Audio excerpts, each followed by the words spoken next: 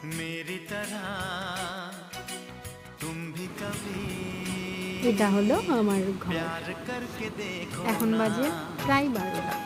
সারাদিনের পর পড়ে এসে দেখছি ঘরের এই অবস্থা। সকাল থেকে ওপরে আসা হয়নি, রান্না বান্না ছিল, তোমাদের দাদা খেয়ে স্কুলে গেল।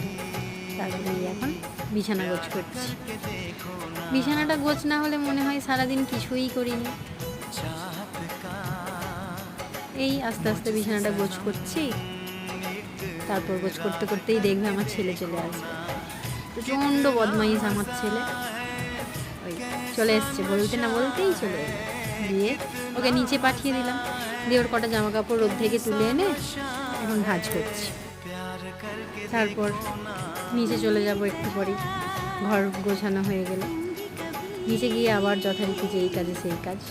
এখন বর্তমানে ঘর গোছানো হয়ে গেছে।